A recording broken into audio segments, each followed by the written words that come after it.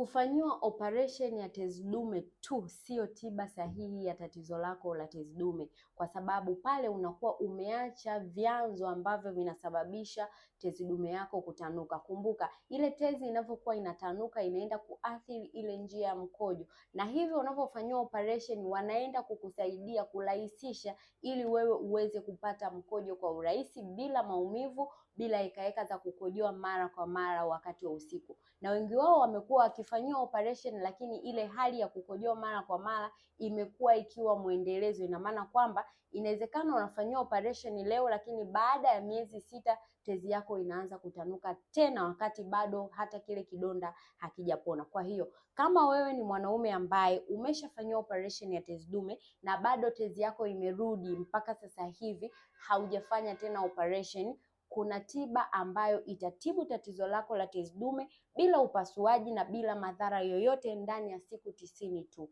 Chukua namba yangu nipigie moja kwa moja niweze kukusaidia.